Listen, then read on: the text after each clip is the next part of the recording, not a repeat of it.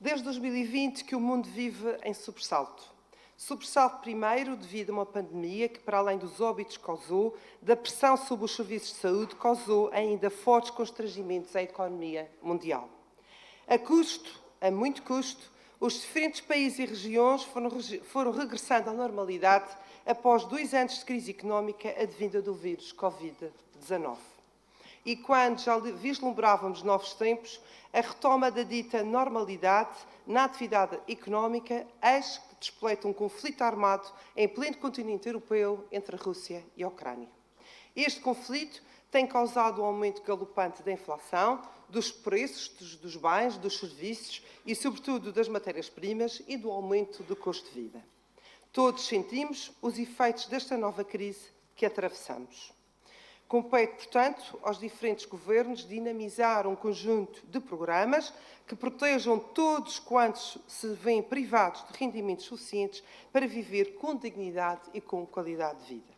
Enquanto que temos um país em que dá com uma mão e retira com a outra, onde brinca com a reforma dos pensionistas, que trabalharam uma vida inteira, vemos que na Madeira passa-se precisamente o inverso e tomam-se medidas concretas e efetivas, como agora acabei de ouvir e que vou agora dizer aquilo e quais as medidas que efetivamente têm sido tomadas nesta região.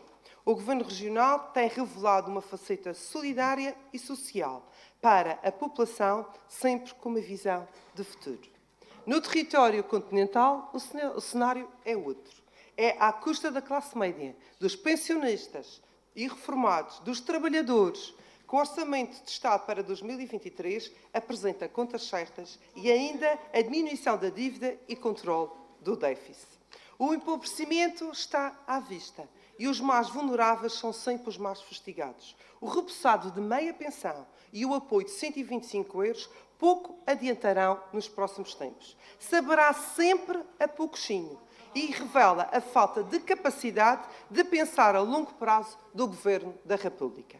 Senhor Presidente, senhoras e senhores deputados, com proatividade, o Executivo madeirense encetou uma série de medidas que estão neste momento em prática, algumas das quais, evidentemente, provêm do tempo de pandemia, mas que se mantêm até ao presente. No entanto, existem outras que se iniciaram já no presente ano. Iniciaram-se desde logo a quando o conflito armado. Iniciaram-se precisamente em fevereiro. Um conjunto de medidas tomadas que terá um peso no final deste ano de mais de 130 milhões de euros, suportados na íntegra pelo Governo Regional. Desta verba, quero aqui destacar, desde já, os 35 milhões que foram devolvidos diretamente às famílias através do IRS. Uma verdadeira política de desagravamento fiscal, sendo a região que mais reduziu impostos desde 2015 e que apresenta o IRC mais baixo do país. Um valor que será reforçado no ano 2023, dado que já foi anunciado pelo Executivo madeirense uma redução de 30% do IRS nos terceiros e 4º escalões. A região reduziu também a receita fiscal proveniente do ISP, para que os contribuintes madeirenses possam poupar cerca de 19 milhões de euros entre 19 milhões de euros apenas neste ano de 2022, no que concerne aos gastos com os combustíveis, numa política indireta de apoio à população. Mas não só do lado da receita do Governo Regional tem devolvido rendimentos às nossas famílias. E, ao contrário de algumas vozes que constantemente por aí ouvimos, estão presentemente no terreno e em curso 23 programas de mitigação da crise e de combate às desigualdades sociais que atravessam todas as faixas etárias. Um dos programas mais recentemente criado é o Programa de Apoio à Garantia de Estabilidade Social. Este programa foi lançado em fevereiro deste ano, contando com a dotação de 1,7 bilhões de euros.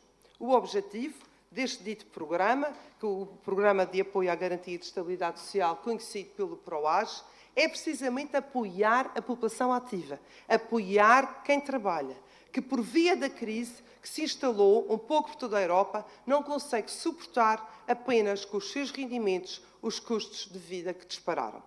Assim sendo, as despesas elegíveis para receber um apoio pode ir até 80 euros mensais, isto depende, obviamente, do número de elementos no agregado, são as despesas básicas, correntes, as despesas de manutenção de uma habitação e que todos precisam, que são as necessidades básicas, como a eletricidade, a luz e o gás, e também telecomunicações, e desde julho está também abrangido os combustíveis.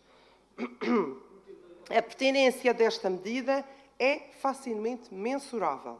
Este é um programa que já apoia, neste momento, 1.170 agregados familiares. Num total de mais de 4.000 pessoas estão a ser abrangidas com uma medida efetiva no terreno, que não é só no papel, de apoio às nossas famílias.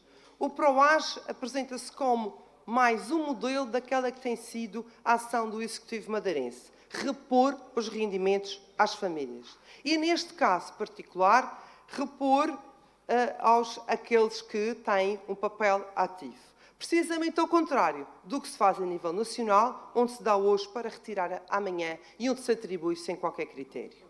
E o resultado das políticas do Governo da República é precisamente aquilo que evidenciam os dados mais recentes revelados por ocasião do Dia Internacional da Pobreza pela Pordata, dados que foram novamente anunciados e que foram abordados agora no dia 17 de novembro, onde se assinalou o Dia de Erradicação da Pobreza. Agravou, sim, o risco de pobreza ou de exclusão social. Os mais ricos são cada vez mais ricos e os mais pobres cada vez mais pobres em Portugal. E somos o segundo país da União Europeia, a 27, com mais pessoas a viver com más condições materiais. Na região, ao contrário do que esta oposição constantemente apregoa, as estatísticas oficiais demonstram que a taxa de risco de pobreza entre 2017 e 2020, contrariamente àquilo que acontece no país, diminuiu 3,3 pontos percentuais e está ao nível mais baixo de sempre.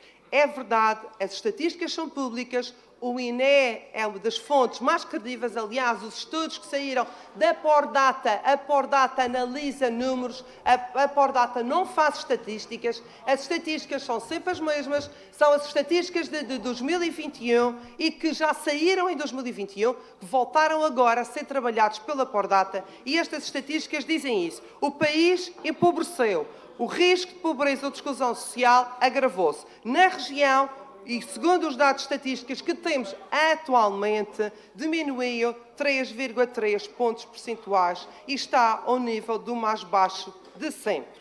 E se calcularmos a taxa de risco de pobreza com base nas linhas de pobreza regionais, como muitos especialistas defendem, que essa deve ser